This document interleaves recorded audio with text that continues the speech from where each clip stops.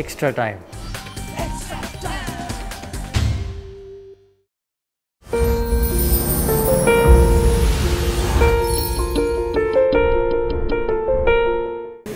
chat like when you came after that with Usman and Zufa, not many chasing such a big photo? Uzi and I don't chat too much out in the middle. We kind of just let each other do our own thing. But essentially the thought process was take it as deep as possible because anything can happen. We knew the wicket was going to be good, it potentially getting better with Dew coming in later. So yeah, we just worked on trying to go run a ball, and then hopefully back end the innings, which worked out beautifully with Ash Turner doing his job. Just on your own, played 1 day 100, tell you break that, tell you to describe your innings performance. Yeah, I'm pretty happy. I didn't know if I was ever going to play a one-dayer again, and it's funny how things change. But it was nice to get that opportunity in Australia and take it, and then to have faith from the selectors to keep me in, and yeah, it was nice to get it today. It was pretty special. Is that the most incredible win or incredible chase you've been involved with? Yeah, it's definitely up there. Yeah, to chase down 350, 360 against India in India. The boys are going to take so much confidence from that, not only going into the next game but going on to Pakistan and looking forward to the World Cup. I think this is a really big moment for us, and we're really enjoying it. I think you were out of the side you had a brief spell out of the team, and then this turnaround has been exceptional. Like you won the JLT Cup for Victoria, and Melbourne Stars went all the way to the final, and now this maiden 100. So how do you explain such a turnaround? No, it's cricket. It's cricket, mate. I've had some tough times where you can't score runs, and then you have other times where it just seems to work well.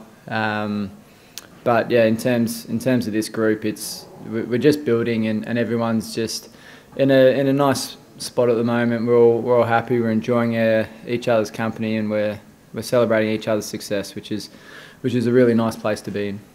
The two Indian wrist spinners, do you think they have played a lot of matches for batsmen to decipher what they are going to do? Have they become kind of predictable? No, they're good, mate. They're both very good bowlers. I think conditions were tough tonight for them. The ball starts getting slippery. The wicket gets a bit of dew on it, so therefore it doesn't spin as much. So they still bowled. They still bowled really well. Changed their pace. Used their craft, but sometimes it was a batter's wicket today. It was a batter's game, and we were still able to hit their good balls for boundaries in stages. How is Marcus going with the what's he like in the rings at the end? Yeah, mate.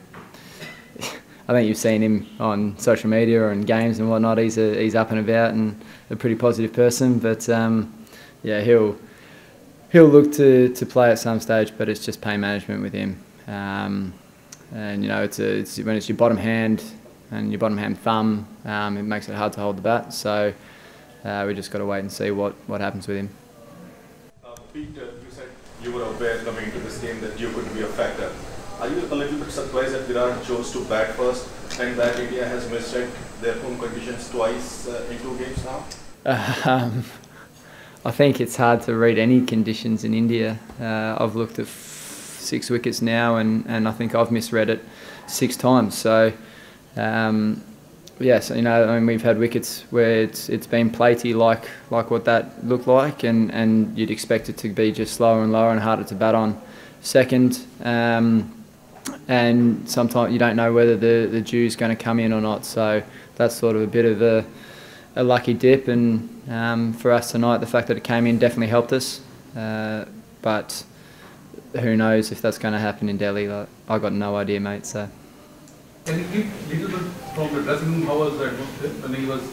Oh, dressing room was great. Yeah, we were up and about, mate. When someone's hitting sixes, you get pretty happy.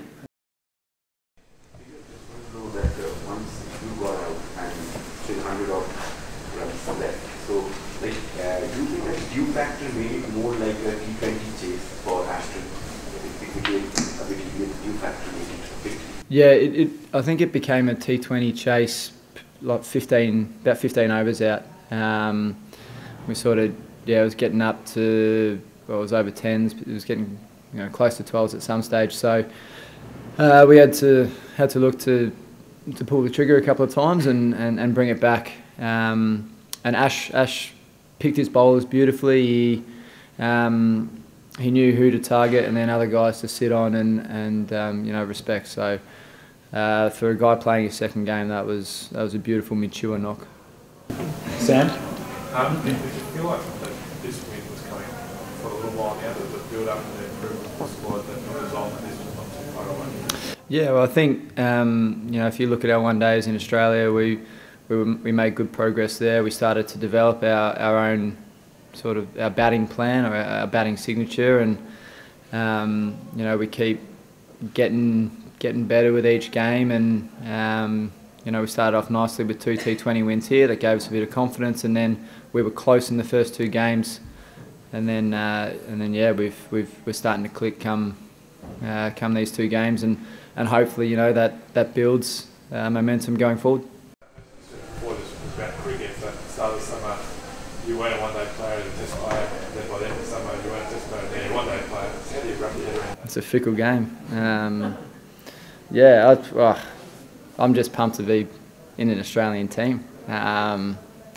So yeah, obviously it was shattering to get dropped from the Test squad. It was something that I'd been priding myself on. Trying to be a strong red ball player for Victoria and always pushing my case for Australia. So that hurt. But yeah, on the flip side, to now be pushing my case in white ball it's a beautiful feeling, and how quickly the highs and lows change within cricket. I mean, 2 bowlers were sort of troubled in teams have been Kedar Jadhav with his action and Bumrah with his unconditional action. I mean, how did, particularly in this game, what was the sort of plan, like especially someone like Kedar Jadhav who doesn't give too many, and then was the end with Bumrah? Yadav's a tough one, just because over here he doesn't get a lot of bounce off these wickets. They're quite low, so to actually get under it's quite tough. But we just look to play strong shots against him, and on a fast outfield, we felt we could get a boundary at some stage, and it did come, luckily. And then with Bumrah, I mean, we're just respecting him as much as possible. He's a world-class bowler. We're just trying to play good shots against him. At the back end there, I wasn't out there with AT and Kez, but they played him nicely again. Just look to hit strong shots against him as well. Looking forward to the World Cup, potentially England's players won't be a lot of high scores. So how much belief is the team going to get that you can chase down sort of 350 and going ahead into the World Cup?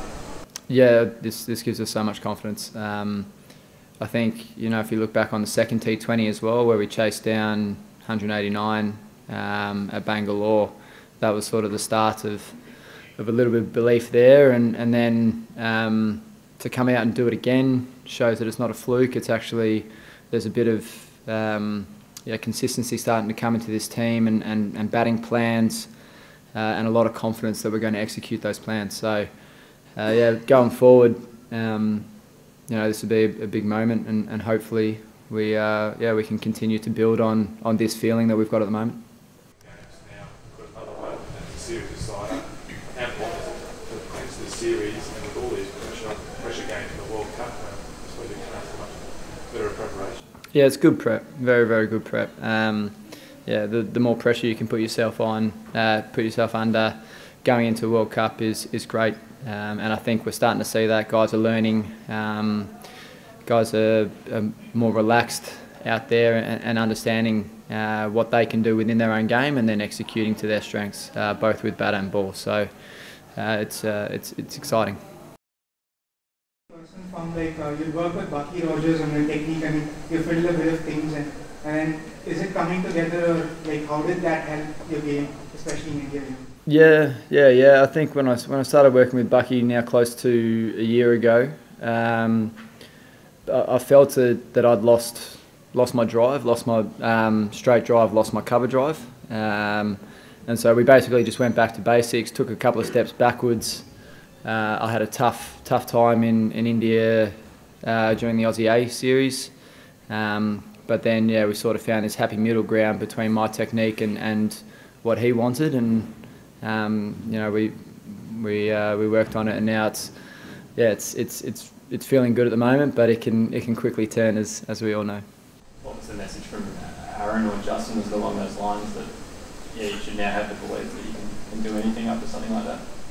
Well, originally it was just take it to the 50 over mark and see what happens. But we haven't had too much of a debrief yet.